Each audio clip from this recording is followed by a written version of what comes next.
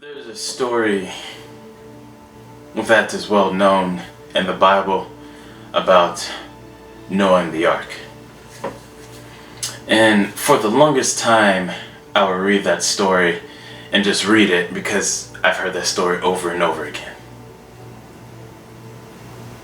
But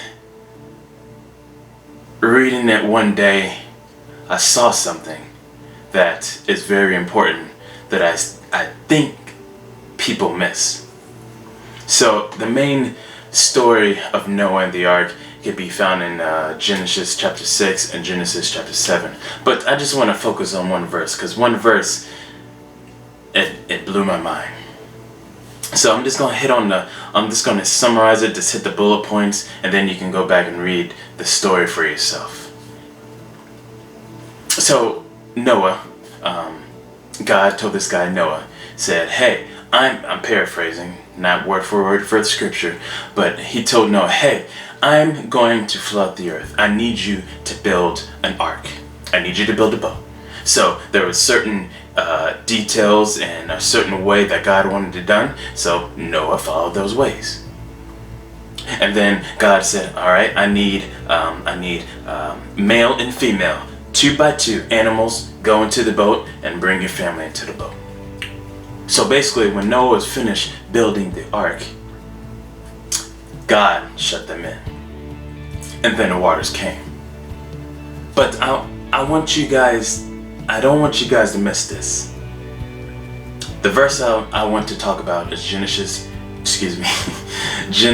chapter 7, verse 16.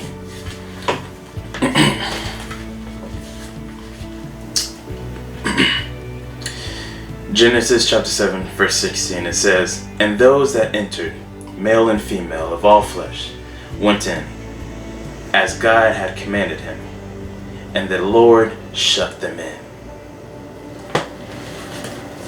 Here's what I don't want you guys to miss. The Lord shut them in. So, even though Noah built the ark, for the longest time I would be like, I would think that it was because of the ark and the soundness and the durability that kept them safe. No, it's not because of the ark's durability and soundness of it. It helped, but it's not the reason why it kept them safe.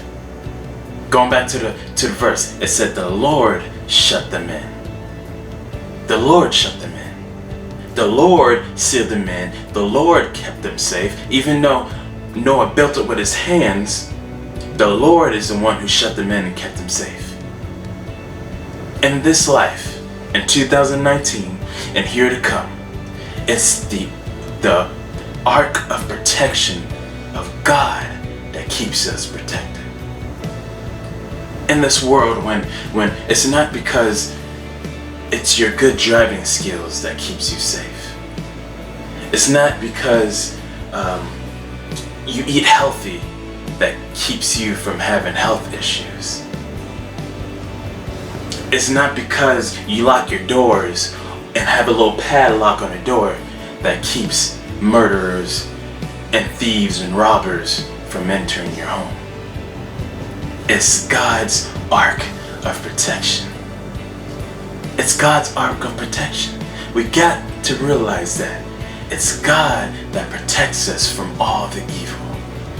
As I have my baby girl here due pretty soon, I pray that God's ark of protection is around Eden and keeps her from molesters and keeps her from bullies. And I pray that the kids out there, innocent kids out there, I pray that God keeps His ark of protection around them. I pray that at schools that God keeps His ark of protection around that school because people are doing mass shootings. I pray that God keeps ark of protection of the ladies that are being emotionally abused and are in hard relationships. I pray that God keeps the ark of protection, because through it all, without God's ark of protection, we have nothing. Without God's ark of protection, we're not protected. It's not because of our power that we're protected, it's because of God's power and His protection. Once we realize that, once we come to grips with that, it has a whole different amount of power. Think about it.